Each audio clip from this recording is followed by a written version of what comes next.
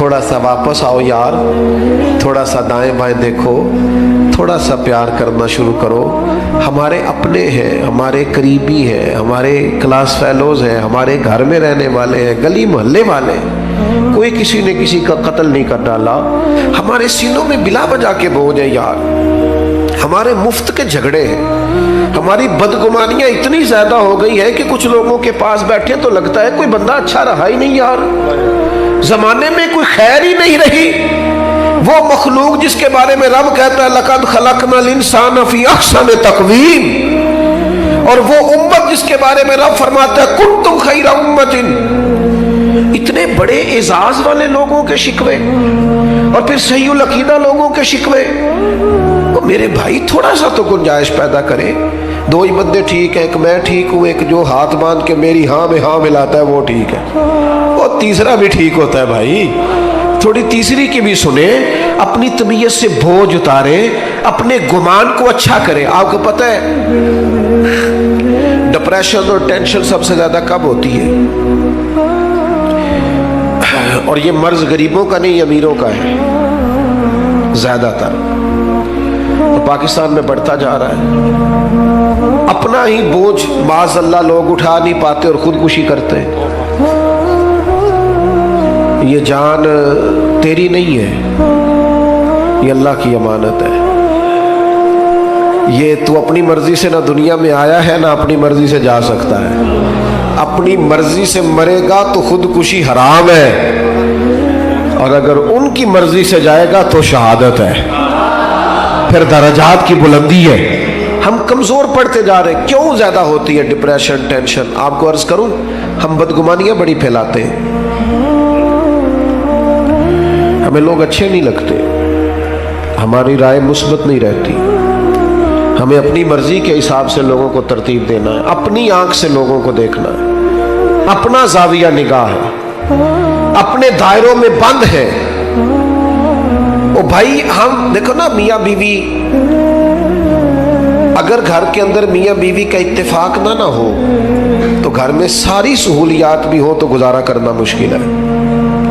लेकिन ये बदगुमानियां कौन पैदा करता है? अपने करीबी लोग पैदा करते हैं। देखो मुंडा थके आया, पानी नहीं सु दिता उन्होंने, भाई इतनी सी बात है, आपने हल्की सी बात ही की थी, बिल्कुल कोई सख्त बात नहीं। लेकिन वो खामद तो सोचने लग जाता है वाकई बात तो ठीक है, इसने तो पानी नहीं पूछा। आप चले गए अपने कमरे में, आपका वो सारी रात उन्होंने लड़ लड़ के झगड़ा कर कर के गुजार दी। और मियाँ बीवी के झगड़े का सबसे ज्यादा नुकसान उनकी औलाद को उठाना पड़ता है। मैंने तड़पते बच्चे देखे हैं कि अब्बा लड़ता है, रोती बेटियां देखी हैं कि जवान बच्चियों के होते हुए भी बाप अपनी बीवी के मुंह पे थप्पड़ मारता है। क्यों होता है? बदगुमानियों को उरूज है, गलत फहमियां पाल के जमा लेते। अच्छा गुमान, अच्छी सोच, और वो आपके तज़किया नफ्स की सोच को मजबूत करेगी। मुस्लिम शरीफ में लफ्ज है, हुजूर ने फरमाया अच्छा सोचा करो, अच्छा सोचना भी इबादत है। तुम गुमान अच्छा रखो, अच्छा गुमान। आप देखिए नबी पाक अलैहिस्सलाम का तरीका क्या है सोचने का। 10 दिन नबी पाक ने ताइफ में क़याम किया। यहाँ 2 मिनट कोई शख्स किसी से जरा टकराए तो फिर उसका लहजा देखें, आप देखने वाला होगा।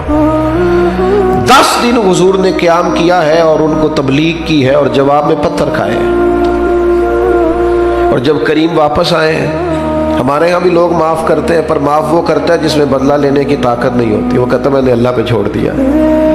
और जिसके पास ताकत होती है वो फिर ईंट का जवाब पत्थर से देता है। जब वापस आए, साद गुलाम ने अर्ज की या रसूलल्लाह इन्होंने तो हद कर दी। अरब की जो रिवायती मेहमान नवाजी थी वो भी नहीं की, जो मिजाज था इखलाकियात का वो भी भूल गए। दीन कबूल करना, करे दुआ ये तबाह हो जाए।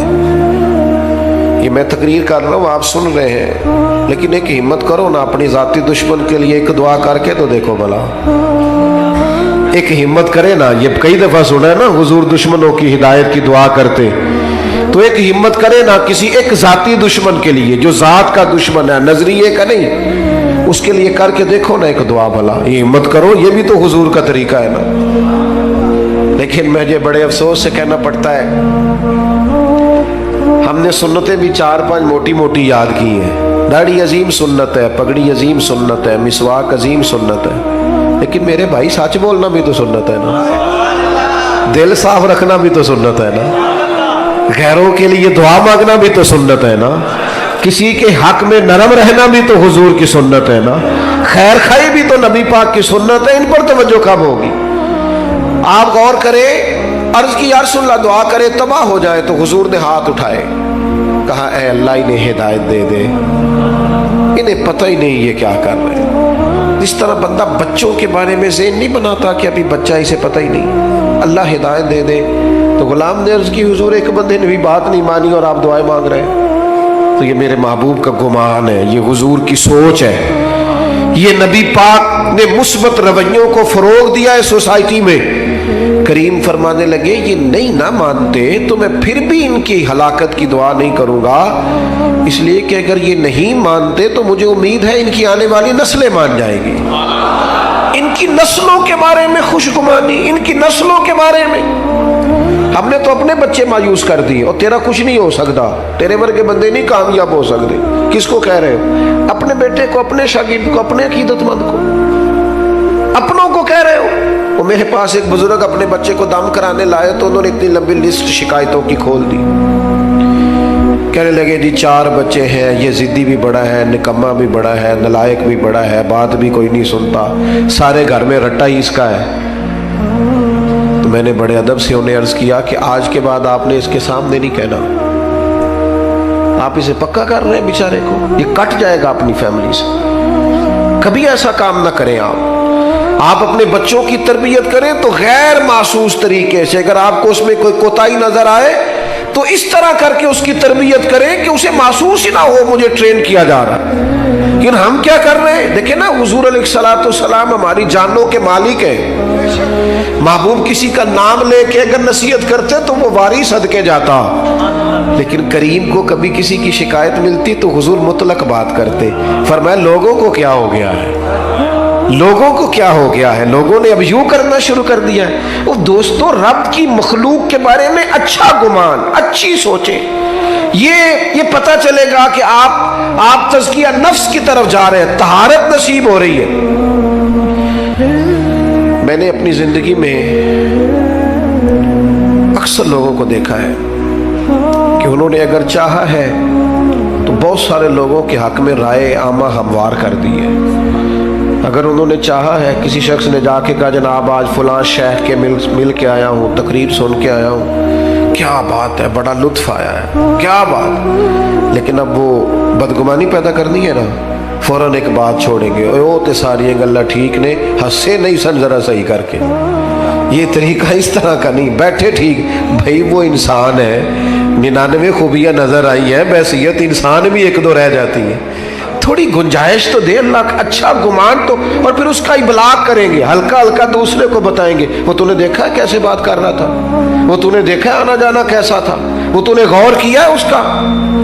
وہ میں جیسا کہ میں نے عرض کیا ہے کہ 6-6 7 جگہوں پہ جانے کا موقع ملتا ہے، اب مجھے کوئی شخص روک رہا ہے اگر باہر کہ آپ رکیں، تو جہاں آگے پہنچنا ہے وہ یہ تو پوچھ ہی نہیں رہا کہ آپ نکلے ہیں کہ نہیں نکلے، وہ کہہ رہے ہیں پہنچے کتنے ہو، اچھا وہ یہ بھی کہہ رہے ہیں پہنچے کہاں، اور بلا کے چاہے بٹھا دے، اس وقت اتنا مشکل کیا ہوتا ہے، پہنچے نہیں آپ، لیٹ ہو گئے، پریشان ہے، اور پھر ہر 10 منٹ کے بعد کہتے ہیں بلا تاخیر، ہر 10 منٹ کے بعد کہتے ہیں، رات 1 بھی بج جائے تو نقیب محفل نے یہی کہنا بلا تاخیر، کیونکہ اس بیچارے رٹا یہی لگایا ہوا اللہ ماشاءاللہ۔ تو اب وہ میں جا رہا ہوں، لوگ ملنا چاہ رہے ہیں، میں بڑی تکلیف بعض اوقات محسوس کرتا ہوں کہ یار ان لوگوں سے مل لیتا، لیکن وہ دیکھنے والا اچھا گمان کرنا اس کے لیے مشکل ہو جاتا ہے کہ یار یہ کھڑا کیوں نہیں ہوا، اسے رکنا چاہیے تھا، لیکن وہ اس مشکل کو نہیں سمجھتا کہ جناب کس طرح اچھا گمان جب آپ سوسائٹی میں کرتے ہیں پھر اس کا ابلاغ بھی ہوتا ہے۔ حضرت بشر حافی رحمۃ اللہ علیہ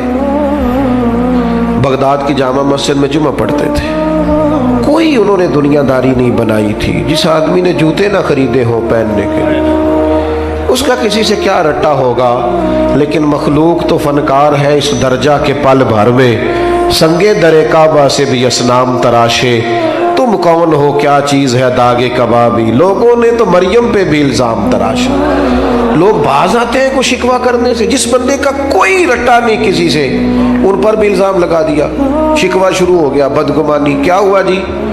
ایک تاجر کہنے لگا جی بابا صرف جمعے والے دن فرض ہی پڑھتا ہے, باقی نماز ہی نہیں پڑھتا مسجد میں. یہ مسجد کے امام پر بعض لوگ بڑی سختی کرتے ہیں, کہتے عصر کی پہلی 4 سنتے نہیں پڑھتا. تو میں نے کہا ضروری ہوتی تو اللہ رسول فرض کرتے, آپ کیوں کر رہے ہیں؟ جس چیز کو اللہ رسول نے ضروری قرار نہیں دیا آپ کیوں دے رہے ہیں؟ تو کہا جناب حضرت بشر حافظ صرف فرض جماعت سے پڑھتے ہیں. اور اس نے یہ بات کئی لوگوں سے کی. تو دیکھو یار یہ درویش بنے پھرتے ہیں, بڑے پیر ہیں, اور یہ صرف فرض پڑھ کے نکل جاتے ہیں مسجد سے. بہت سارے لوگوں نے سمجھایا کہ یار تمہیں ایسا نہیں کرنا چاہیے. بالآخر ایک دن ایک صاحب نے کہا یار تو پتہ ہی کر لے کدھر جاتے ہیں. حضرت نے مسجد میں باجماعت نماز جمعے کی ادا کی, مسجد سے باہر نکلے اور پھر دوڑ کے, اب وہ پیچھے چھپتا چھپاتا تجسس کر رہا ہے, ڈھونڈ رہا ہے کدھر جاتے ہیں. حضرت نے جیسے ایک دکان سے نان خریدے تو کہنے لگا اوہو مولوی کو بھوک نے ستایا تھا, سنتیں چھوڑ دی اس نے. تھوڑا آگے بڑھے تو کباب خریدے, کہنے لگا عمر دیکھو اور زبان کے ذائقہ دیکھو. حضرت آگے بڑھے تو جنگل کا راستہ لیا, کہنے لگا یہ لوگوں سے چھپ کے کھائے گا. کہتا ہے چند قدم میں آگے بڑھا تو ایک کچے مکان کا دروازہ کھٹکھٹایا, اور پھر حضرت نے اس کو کھولا. پہلے بجایا کہ میں آ گیا ہوں, پھر اسے کھولا, اور جیسے ہی میری نظر پڑی تو سامنے ایک معذور فالج زدہ آدمی بیٹھا ہے. شیخ دوڑ کے گئے, مٹکے سے پانی پیالے میں ڈال کے پہلے اس کا منہ دھویا, پھر اسے سیدھا کر کے بٹھایا, اور پھر لقمہ توڑ کے اس کے منہ میں رکھا, اور ساتھ ہی کہنے لگے معاف کر دینا, جمعے کا دن تھا, لیٹ ہو گیا ہوں, ابھی تو میں نے سنتیں بھی پڑھنی, ابھی تو میری بقیہ نماز رہتی ہے. وہ شخص کہتا ہے میں کبھی نہیں رویا تھا, پر میں دروازے پہ کھڑا تڑپ رہا تھا. یار یہ ذوق ہم نے انسان, یا ایھا الذین آمنوا اجتنبوا کثیرا من الظن ان بعض الظن اثم. ایمان والو بہت سے گمانوں سے بچا کرو, بعض گمان بھی گناہ. میں نے سوچا ہی نہیں جو آدمی اتنا بڑا, جو کام بڑا تھا, میں اسے کیا سمجھتا تھا. کہتے شیخ ابھی کھانا کھلا ہی رہے تھے, میرے آنسو چمک ہی رہے تھے کہ وہ بوڑھے اور بیمار نے جو اگلا جملہ کہا تو پھر میری چیخ نکلی, اور حضرت کو پتہ چلا کہ میں موجود ہوں. وہ بیمار بزرگ کہنے لگے شیخ آپ کتنے کو سال آئیں گے؟ 14 سال ہو گئے آپ روز آتے ہیں, مجھے تو میرے اپنے بھی چھوڑ گئے. ہر روز آتے ہو, 2 وقت روٹی دیتے ہو, لباس بدلتے ہو, نہلاتے ہو. تو کہتے ہیں شیخ نے ان کے آنسو اپنے ہاتھوں سے پونچھے, ایک باری میریاں اکھیاں جو انہوں نے اتھرو پونجے سن, ہن تے چسکا پہ گیا رونے دا, تے ہر ویلے آ ہو زاری دا. کہتے انہوں نے آنسو پوچھے اپنے ہاتھوں سے, اور پھر دوسرا لقمہ دے کے کہنے لگے آپ کو پتہ ہے سارا شہر میری عزت کرتا ہے, لوگوں کا خیال ہے شاید میں نفل زیادہ پڑھتا ہوں, صدقات زیادہ کرتا ہوں, وہ تو میں آپ کی خدمت کرتا ہوں تو اللہ نے مخلوق کے دلوں میں میری محبت پیدا کر دی. آپ خوش گمان کیوں نہیں ہوتے؟ اچھی رائے قائم کیوں نہیں کرتے؟ رویوں کو مثبت کیوں نہیں کرتے؟ بیٹی کی شکایت آ گئی ہے میکے سے, کام نہیں کرتی ٹھیک سے, اسے تو انڈا نہیں ابالنا آتا ڈب سے. تو ابا جی وکیل بن گئے, اماں وکیل بن گئی, کہنے لگی بچی ہے, سیکھتے سیکھتے تو مہربانی کرو نا یہی والا کلیہ بہو کے لیے بھی استعمال کرو. بہو کے لیے بھی کہو کہ ابھی بچی ہے, سیکھتے سیکھتے جب آپ کا بیٹا اعتراض کرے کہ کھانا ڈھب سے نہیں بناتی تو انہیں کہو شہزادی تھی اپنے باپ کے گھر میں, وہ اگرچہ غریب تھا پر بیٹی کی خواہش پوری کرتا تھا, اس نے لاڈ سے رکھی تھی, اٹھتی تھی کام کرنے کے لیے, اور اماں اٹھاتی تھی تو ابا کہہ دیتا تھا ساری عمر کام نہیں کرنے سو, پتہ نہیں اگلے نے کی سلوک کرنا ہے, چل میری دھی نو 4 دن سکون نہ رہ لین دے. یہ لاڈلی تھی, کسی کی شہزادی تھی, تیرے گھر آئی ہے چھوڑ چھاڑ کے, اور تیری خوش گمانی کیوں قائم نہیں ہوتی؟ کیوں بدگمان ہے ہم اتنے؟ ہمارے لہجے کڑوے کسیلے, اور کسی کے بارے میں ہم سے رائے لی جائے تو وہ رائے اس طرح کی ہے کہ جیسے ترمذی شریف میں حدیث ہے, یہاں علماء بیٹھے, نبی پاک علیہ السلام نے فرمایا میری امت گمراہی پر جمع نہیں ہوگی، میری امت گمراہی پر جمع، لیکن ہم سے پوچھو تو 3-4 لوگ ہی ٹھیک ہے بس جو ہمارے ساتھ ہوتے. حضور تو فرماتے جمع ہی نہیں ہوگی گمراہی. تو نے کیسے یہ طے کر لیا کہ سارے لوگ ہی خراب ہو گئے؟ اللہ نے اتنی خوبصورت مخلوق بنائی ہے، تجھے حسن ہی نظر نہیں آتا، تجھے اس میں خوبیاں ہی دکھائی نہیں دیتی، تو پیار ہی نہیں کرتا، تیرے لہجے میں محبت ہی نہیں ہے، تیرا انداز ترچھا ہے، کڑوا ہے، کسیلا ہے، تو بات کرتا ہے تو آگ اگلتا ہے، تو رائے دیتا ہے تو اس میں. اور پھر ایک اور بات بھی، جو پاکیزگی والے لوگ ہوتے ہیں ان کی تو ساری نظر ہی اپنے گناہوں پہ ہوتی ہے. ہم جب بھی بات کرتے ہیں نا بڑا کھل کھل کے کرتے ہیں، بات کرتے ہیں تو بڑا جناب ہمارا انداز عجیب ہوتا ہے کہ جیسے بڑے پرہیزگار ہیں، بڑے بھولے بھالے، بڑے اللہ والے، ریاض آپ کو بس ہم ہی جانتے، لیکن اپنی کوتاہیوں پر نظر ہی نہیں کرتے. نتیجہ کیا نکلتا ہے؟ زمانے کے عیب اچھل اچھل کے آتے ہیں، کمزوریاں اچھل اچھل کے آتی. صاحب مکتوبات 2 صدی نے ایک بات لکھی ہے، کہتے ہیں حضرت موسیٰ کلیم علیہ السلام کو ایک دفعہ حکم دیا گیا تھا کہ بستی میں سب سے اچھا آدمی ڈھونڈ کے لائیں. تب جسے حضرت موسیٰ اچھا کہیں گے بھلا کتنا کو اچھا ہوگا. جناب کلیم نے ایک متقی پرہیزگار ظاہر و باطن کا حسین آدمی ڈھونڈا، مالک یہ سب سے پرہیزگار ہے. حضرت موسیٰ علیہ السلام نے اب اس نیک آدمی کی ڈیوٹی لگائی، فرمایا بستی میں جو سب سے گناہگار ہے وہ تو نے ڈھونڈنا ہے. نیکوکار میں نے ڈھونڈا ہے، اب سب سے گناہگار ہے. آپ کی توجہ ہے میری بات پر؟ جو نہیں بول رہے ان کی بھی ہے کہ نہیں؟ بس میں سوئی میرے سامنے، آپ فکر نہ کریں. اور میں تو ویسے ہی تقریر بڑی تھوڑی کرنے کا عادی ہوں، کوشش ہوتی ہے کہ ایک ہی آنسو میں کہہ جاؤں گا میں دل طوفان بھیجا لانے سے بھی یا چشم فائدہ، 2 اشک ہی کافی ہے اگر اثر کرے تو. عزیز اس کو نیک کو حضرت کلیم نے ڈھونڈا علیہ السلام اور کہا اب تو نے ڈھونڈ کے لانا ہے. میرا خیال ہے میری اور آپ کی ڈیوٹی لگتی نا برا آدمی ڈھونڈنے کی تو بس کوئی بندہ اچھا بچتا ہی نہ. حضرت موسیٰ علیہ السلام نے اس سے کہا تو نے ڈھونڈ کے لانا ہے، تو اس بندے نے رونا شروع کر دیا. اس نے کہا حضور یہ کام میرے والا نہیں، میں نے تو کبھی پلٹ کے کسی کے عیب دیکھے ہی نہیں، مجھے ڈر آتا ہے، میں تو کمزور ہوں، مجھے خوف آتا ہے. سے ثبوت نہ منگو میتھوں، اے نظر کرم قد ہوئی، اے میں جانا یا دل بر جانے غیر نہ جانے کوئی. میں مسکین پرانا خادم، مینو کسے در ملی نہ ٹوئی. اے تے واصف یار نے نظر جو کیتی تے پھر واصف ہی ہوئی. میں تو مسکین ہوں، میرے ذمہ نہ یہ کام لگائیں، مجھ سے نہیں ہو سکتا. یعنی سے ثبوت نہ منگو میں تو، اے پلا نظر کرم قد ہوئی، اے میں جانا یا دل بر جانے غیر نہ جانے کوئی. میں مسکین پرانا خادم، کسے در ملی نہ ٹوئی. اے تے واصف یار نے نظر جو کی تھی، پھر واصف ہی ہوئی. کہا حضور میرے ذمہ نہ لگائیں، میرے لیے مشکل ہے. فرمایا آپ نہیں کرنا ہے. اب ایک برا آدمی ڈھونڈنے کے لیے نا اس شخص نے 3 دن کی مہلت لی. ایک بندہ ڈھونڈنا ہے، ایک بندہ برا ڈھونڈنے کے لیے 3 دن لگا دیے. کہا جناب میں اسی وقت اسی ٹائم اسی جگہ برا بندہ ڈھونڈ کے جو آپ نے حکم دیا ہے کوشش کروں گا. صوفیان نے لکھا ہے 3رے دن اس مقررہ وقت پہ جب وہ آئے نا تو پتہ کس طرح آئے؟ اپنے گلے میں رسی باندھی. میں مسکین پرانا خادم، اور رسی کا سرا حضرت کلیم کے ہاتھ میں دے کے کہنے لگے حضور کچھ لوگوں کی غلطیاں مجھے نظر آئی تھیں پر ان کا مجھے صرف شک تھا، اور جو میرے اپنے اندر ہے ان کا مجھے پاک ہے. جو دوسروں کے اندر کمزوریاں تھیں ان کا صرف شک تھا کہ شاید یہ کام لیکن اپنا تو پاک ہے. لہذا اس بستی میں سب سے بڑا مجرم میں ہی ہوں. بتائیں نا بھلا رب کیسے راضی ہوگا، بتائیں بھلا وہ مجھے کیسے معاف کرے گا. खताओं के दरगुजर के लिए क्या पढ़ूं तो करीम करम करेगा। हजरत मूसा ने सीने से लगा के फरमाया, यही तो तेरी आजिज़ी है जिसके सबब से अल्लाह ने सब पर दर्जा अता फरमाया।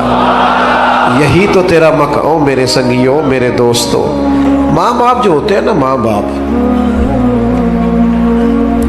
वो इंसान का ना सबसे कीमती असासा होते हैं।